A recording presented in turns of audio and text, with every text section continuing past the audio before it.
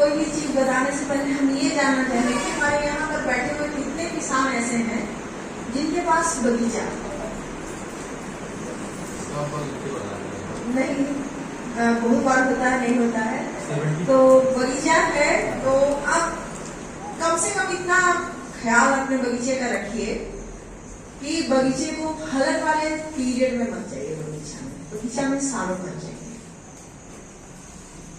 हमारे यहाँ परंपरा क्या बन गई है कि जब फल आएगा जनवरी फरवरी से हमारे किसान सुपर एक्टिव रहते हैं। ट्रैक्टर, दवा, टाइम पर, टाइम है कि नहीं है इसका, उसके लिए वो एकदम तत्पर रहते हैं कि हाँ दवा छीट देना है। नहीं, दवा छीटने से पहले पौधे को इतना मजबूत बनाना है कि दवा छीटने की जरूरत ना है ना। छोटे बच्चे को आप अच्छा खाना खिलाती हैं, अच्छा रहन सहन देती हैं, उसी तरह से आपका आम का पौधा है। परिवर्तन आना है, परिवर्तन आना है, और परिवर्तन ये आपके आम के बागों के प्रबंधन से ही आएगा। और कोई जरूरी नहीं है कि आप आम के बागों को अपना 3 साल के लिए बेचें।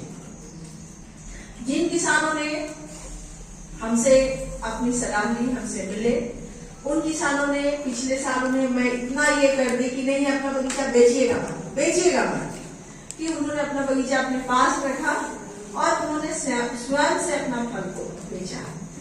तकनीकी हर दिन बदल रहा है, तकनीकी हर दिन बदल रहा है। अगर आप से 10 साल पहले आपके यहाँ आते तो ये माइक की तरह से नहीं बात करते, सीधे बात करते। तो वैसे ही पेड़ के, आम के बागों में प्रबंधन हर दिन बदल रहा है, और उस हर दिन को देखना है, साल में एक बार नहीं देखना है। तो अपने बागों में पहले घूमिए। हम लोग थोड़ा देर हो गए हैं, अब हम आपको अपने बागों में उर्वरक प्रबंधन नहीं करने कहेंगे। आप अपने बागों में उर्वरक प्रबंधन मत करिए, लेकिन आप अपने बागों की सफाई कर लीजिए। जो भी आपका बाग है उसकी सफाई करिए। सफाई करके उसमें आने वाले दिन में अगर ऐसी बारिश होती है तो बाग को देख करके बाग का इस प्रकार से प्रबंधन करना है कि पानी निकल जाए, लेकिन निकल करके बह करके कहीं नहीं जाए, निकल करके आप ही के पास बना रहे। उसके लिए आप अपने जड़ के मेढ़ा को हल्का सा तिरछा कर दीजिए ताकि पानी निकल जाए। मतलब कहने का मतलब कि पानी को डाइवर्ट करना है, पेड़ में नहीं जाने देना है, क्योंकि अक्टूबर के बाद आम आने में फूल आने की प्रक्रिया प्रारंभ हो जाती है।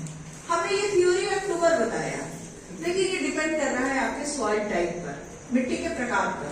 जहाँ की मिट्टी भारी होगी ये दिन बढ़ जाएगा, लेकिन जहाँ की मिट्टी हल्की होगी वहां ये दिन घट जाएगा। ये सारा निर्भर किस पर कर रहा है? जड़ के बर्बाद पे। ठीक है, तो अभी कुछ नहीं करना है, बाग को साफ रखना है।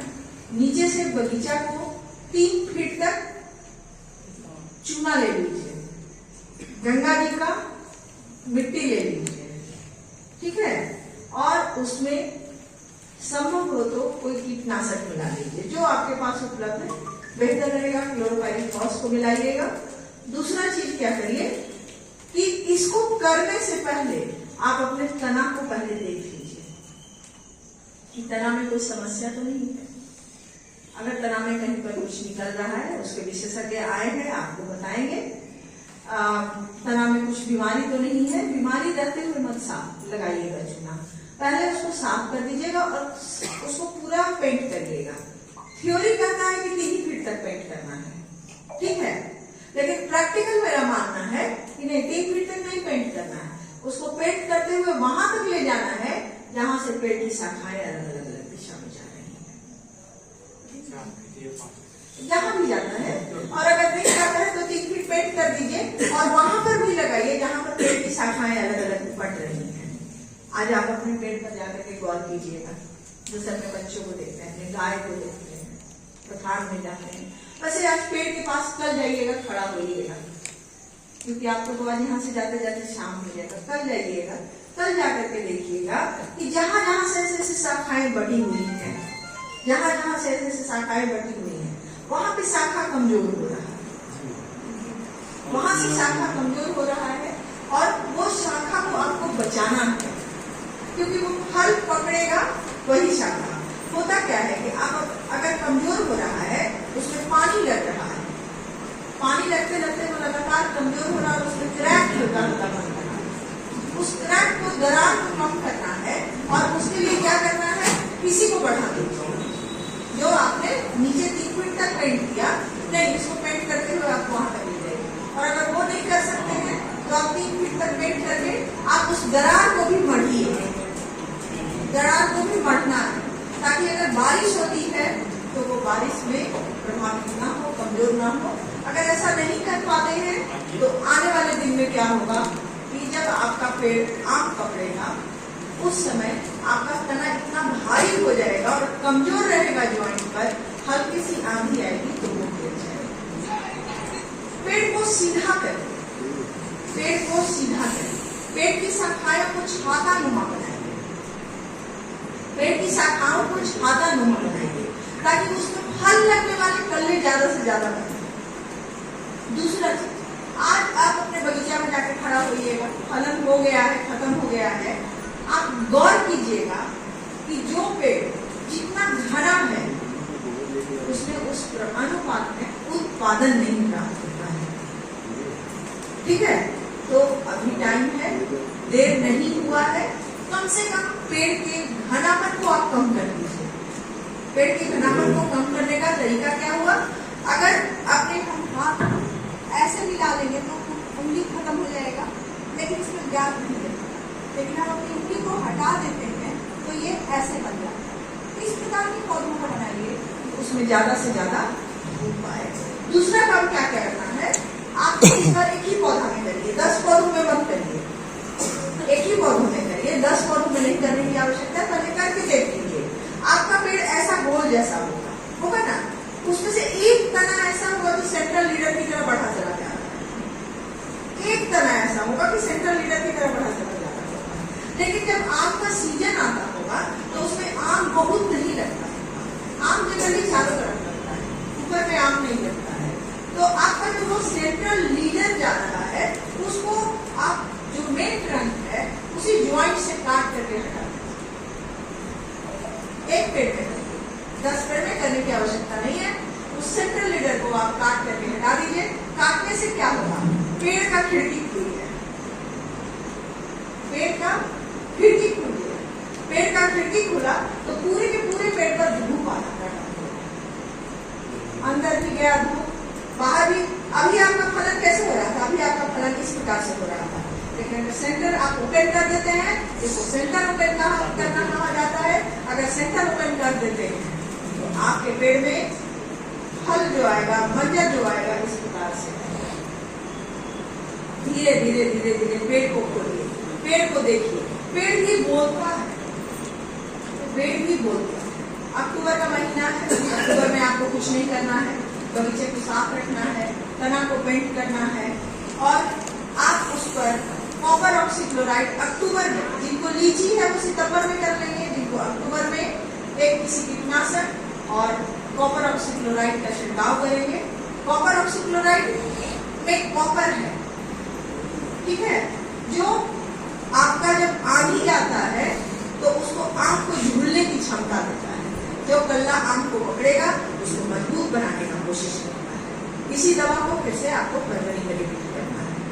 आप अगर आम में प्रबंधन अभी के समय में कर लेते हैं ना, फल तोड़ाई के बाद, तो आपको जनवरी फरवरी में बेतहाशा दौड़ने की आवश्यकता है।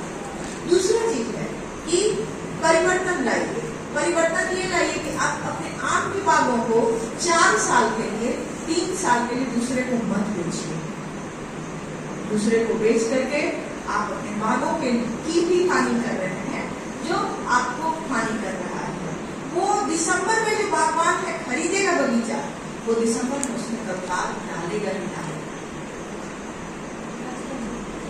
दिसंबर में कलकार डालेगा ही डालेगा, और कलकार डालने से आपका बगीचा एग्जॉस्ट होगा, उसको नहीं भी फलना है वो फलेगा। इससे अच्छा है फल तोड़ाई के बाद आप लोग आम बेल के बागों में प्रबंधन करिए। प्रबंधन करिए कहने का मतलब उसकी थोड़ी कटाई छटाई करिए, कटाई छटाई करके, कटाई छटाई में जो हमने आपको बताया वो चीज को कर देना है। एक दूसरे से जो सट रहा है उसको छाट करके दौड़ पाए, बगीचा में आप दौड़ पाए। इस तरह का बगीचा को बनाइए और उस बगीचा को खोलिए। बगीचा खुला रहना चाहिए। आप देखिएगा कि बाग को खुलते बाग में उत्पादन आपका अंतर आ जाएगा। देयर इज बिग गैप, बहुत बड़ा सा गैप है आपके उत्पादन में और उत्पादन क्षमता में, जो उत्पादन होना चाहिए। अगर एक पेड़ से आपको 2 क्विंटल उत्पादन मिल रहा है और उससे मिलना चाहिए था 4 क्विंटल, तो ये 2 क्विंटल कहाँ चला गया? ये 2 क्विंटल की गैप है। और इसमें हम सुधार कैसे ला सकते हैं?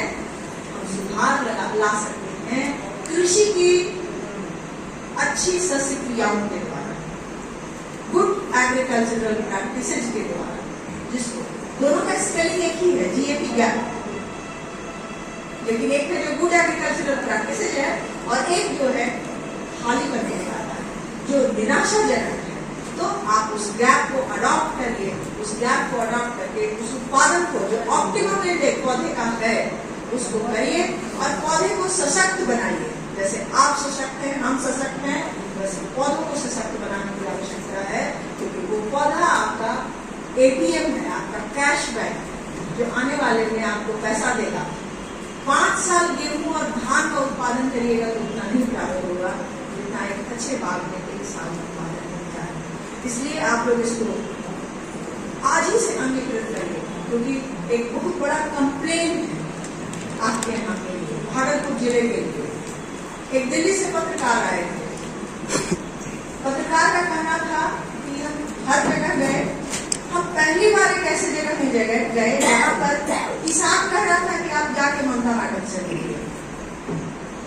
सब जगह कह रहा था कि ममता मैडम किसान से जाकर मिलिए, लेकिन किसान आज जाकर के कहा, उनसे मेरी बातचीत हुई थी और उस बातचीत में ही हम लोगों ने बात किया था कि हर पौधा बीमार है, किसी का जड़ बीमार है, किसी का धड़ बीमार है, किसी का तना बीमार है, तो उसको बीमारी युक्त मत रखिए।